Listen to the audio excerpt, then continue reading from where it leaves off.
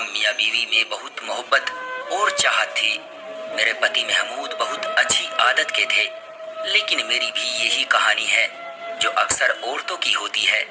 शादी के बाद ऊपर तले के 3 बच्चों के साथ घर की जिम्मेदारी और महमूद साहब की कम सैलरी पर गुजर बसर करना मेरे लिए बड़ा मुश्किल काम था, जबकि कोई घरेलू मददगार भी न था।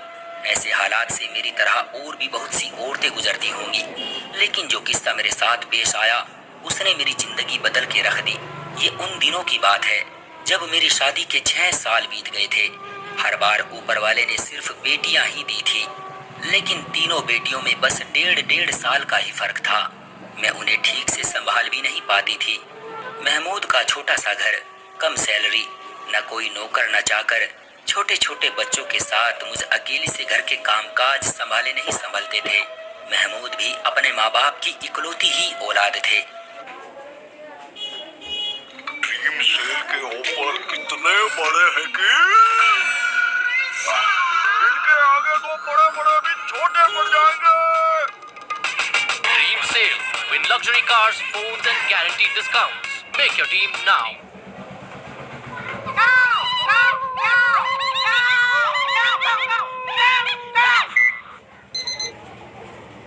लेकिन उनके बाबा मेरी शादी से चंद साल पहले ही गुजर चुके थे और मेरी सास मेरी शादी के 1 साल बाद ही चल बसी थी।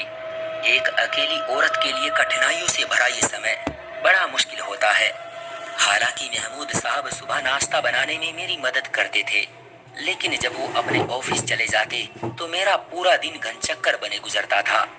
दिन बड़ी मुश्किल से गुजर रहे थे। घर पर मेरे अलावा कोई नहीं था जो मेरी बात सुनता। महमूद शाम को घर लौटते तो वो भी आते ही बच्चों में लग जाते थे और रात का खाना खाते ही हम दोनों अपनी जिम्मेदारियों से इस कदर थके मांदे होते कि लेटते ही सो जाते थे। एक तो बच्चों की थका देने वाली जिम्मेदारी, उस पर घर की सफाई सुथराई, खानादारी, ये दिन मुझ पर बड़े कठिन गुजर रहे थे। लेकिन फिर एक दिन महमूद एक बड़ी सी उम्र के शख्स को अपने साथ घर में ले आए और फिर मुझसे बोले कि लो बेगम साहिबा, तुम्हारा मसला ऊपर वाले ने हल करवा दिया है। आज से ये नौकर तुम्हारे सारे काम कर दिया करेगा और बच्चों को भी संभाल लेगा। तुम इनसे जो काम कहोगी ये इनकार नहीं करेगा।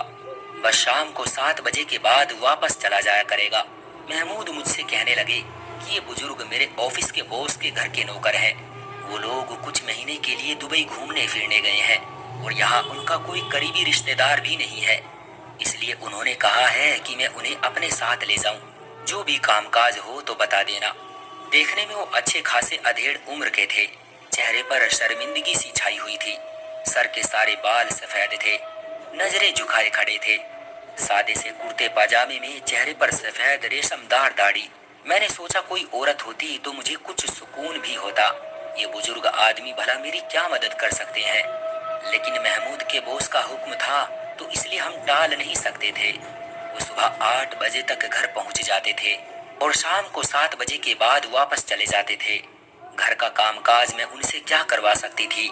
हाँ, उनके आने से ये जरूर हुआ था कि बच्चे उनके साथ बहल गए थे और फिर वो छोटे मोटे काम कर देते थे। वो मुझे बिटिया कहकर पुकारते थे। मैं किचन में बिजी होती तो खुद भी किचन में आ जाते और कहने लगते कि बिटिया, मुझे चाय बनानी आती है और सब्जी भी अच्छी काट लेता हूँ। कोई काम हो तो बिना झिझक कह दिया करो। पुराना सा लिबास पहने, कांधे पर रुमाल लटकाए, वो गर्मी में माथे का पसीना पूछते हुए मेरा एहसास करने आ जाते। वो मेरे पिता की उम्र के थे। मुझे उन्हें काम कहते हुए भी शर्म आती थी। बड़े मियाँ, आप रहने दें। हम कौन सा अमीर हैं जो हमारा हुक्म पूरा करना आप पर जरूरी है। बस आप बच्चों को संभाल लिया करें और बाजार से सामान ला दिया करें। मुझे उनके आ जाने से बड़ी सहूलियत सी हो गई थी। बाजार की चीजें मैं उनसे मंगवा लेती थी और 7 बजते ही वो वापसी के लिए तैयार खड़े होते थे। फिर मुझसे इजाजत मांगते, बिटिया मैं जाऊं। जब मैं कहती हाँ जाए तो कहते कि मुझे 10 रुपये दे दें। पैसे तो मेरे पास अक्सर होते ही थे। मैं रोज 10 रुपये उनके मांगने पर उन्हें दे देती थी। एक बार मैंने उन्हें 100 का नोट दिया कि रख लें, लेकिन बड़े मियाँ ने वापस कर दिए। कहने लगे, बेटा सिर्फ 10 रुपये लूंगा। मैंने बहुत कहा कि मैं अपनी खुशी से 100 रुपये दे रही हूँ, लेकिन उन्होंने इनकार कर दिया। कहने लगे, बस 10 रुपये ही लूंगा। मुझे उनकी ये बात कुछ अजीब सी लगी। 2 महीने गुजर गए थे, इसलिए मैं अब उन बड़े मियाँ से अच्छी खासी घुल मिल गई थी। किचन में जब मैं खाना बना रही होती तो वो बर्तन धोने लगते और कभी सब्जी बना देते। मैं अब उनकी मौजूदगी में भी किचन में काम करने लगी थी। वो मुझसे बच्चों के बारे में बात कर लेते थे, कभी सब्जी काटते हुए खाने की रेसिपी पूछने लगते। मुझे अब उनसे हिचकिचाहट सी महसूस नहीं होती थी। एक बार मैंने उनसे उनके घर वालों के बारे में पूछा तो एकदम से उनके चेहरे की मुस्कुराहट गायब हो गई थी। चेहरा टेढ़ा सा होने लगा और फिर मुझे गुस्से से देखने लगे। पहली बार मुझे उनसे डर सा महसूस हुआ था। मैं उनसे नजरें चुरा गई, लेकिन उन्होंने मुझे कोई जवाब नहीं दिया। बस मैं खामोशी से किचन से बाहर निकल गई। पहले तो मैंने सोचा कि मुझे क्या पड़ी थी कि उनसे उनके घर वालों के बारे में पूछूं। बेहतर है कि अपने काम से काम रखूं। खैर, अगले दिन उनका व्यवहार पहले जैसा था।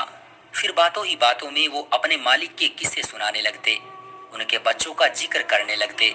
बिटिया, क्या बताऊं, असलम साहब आदत के बहुत अच्छे हैं, मेरा बहुत ख्याल रखते हैं। असलम साहब के बच्चे अगर कभी चिढ़ जाएं तो ही बदतमीजी कर जाते हैं, वरना तो ठीक से बात करते ही हैं। बड़े मियाँ, असलम साहब की बीवी का तो कभी आपने जिक्र ही नहीं किया, वो कैसी है? मिलिंद, रोज साइकिलिंग, ब्रेकफास्ट तो ठीक है, प्रोटीन के लिए क्या एक्स्ट्रा खाते हो? एक्स्ट्रा? मेरा तो ब्रेकफास्ट ही हाई प्रोटीन है।